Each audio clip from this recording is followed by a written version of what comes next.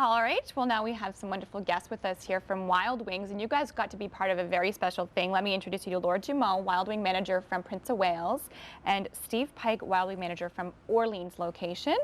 And you guys got to be part of Undercover Boss, which is a really big program on the W Network. Basically tell us a little bit about the program itself and what actually it entails. You want to start? Well, we each had interviews with a producer from the show and just kind of see if we would make the cut and that kind of stuff. We were told originally it was a documentary about Canadian restaurants and stuff like that, and we seemed to make the cut. We had That's awesome. And the Undercover Boss is basically, they take these corporations or restaurants, big facilities, and the CEO or the owner basically wears a disguise and goes undercover to see how things actually really operate and work, see where the positive signs are and also the negatives. So tell us about, I guess it was the founder of Wild Wing who came in to... That's right, Rick Smickless. Yes. And what did he do? So how did this operation work? So he came in under the premise of potentially, for me anyway, opening a franchise in Vancouver. Okay. And he had been in the business before and was out of it, and this is what he was thinking of doing and whether he wanted to open one or not. So he came in and basically he spent a day with each of us. There were 3 of us in the Ottawa area. And then they filmed him working with us in different capacities throughout the restaurant. So he is the founder. He is Correct. highly successful, and we're seeing some video of him here. So they disguised him really well. Did you have any indication it was him?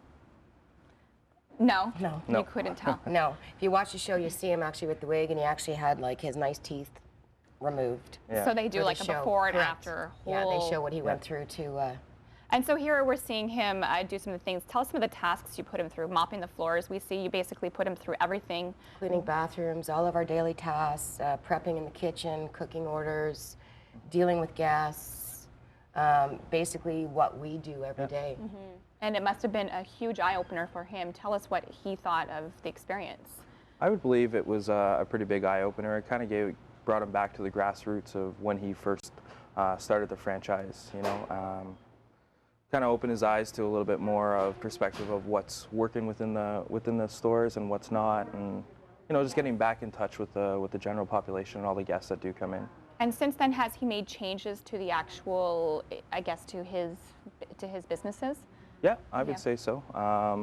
One of the issues that I had and I addressed on the show was our food specs not matching our menus and stuff like that. So they went ahead and now we just launched a new menu early December, and everything's all correct and there's no mismatches or anything like that.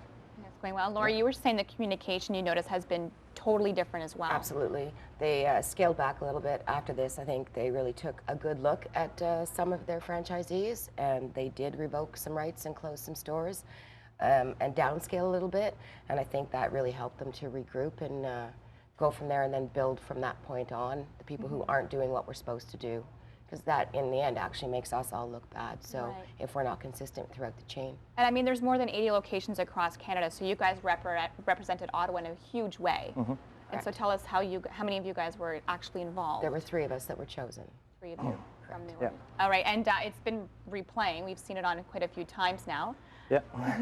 So would you guys recommend other people, you know, other corporations who are potentially thinking about going undercover in their own operations and really finding out how they work to do so? I think the people that are, you know, that are removed from day-to-day operation, which tends to happen if you're running a large corporation, and you lose touch with that because you are so busy with all the other aspects, don't even realize. like the menus and opening stores, that I think you do lose touch in the reality of day-to-day business and the challenges. So I think it would be a great idea. Fantastic. We have to go to break, but just quickly, you guys got some huge incentives for doing this as well. He presented you with some pretty awesome prizes. Tell us quickly what you guys both got. I got a trip to Florida with my 3 children. Fantastic. So, yes. And I got a trip to Cuba for me, my fiance, her parents, and my parents all to get married down there, and we're leaving in April. Fantastic. Well, congratulations and thanks so much for joining us. Thank and you very much. Best of luck and all your success with your stores as well. Thank you. We all know we love to go there and chat on some wings.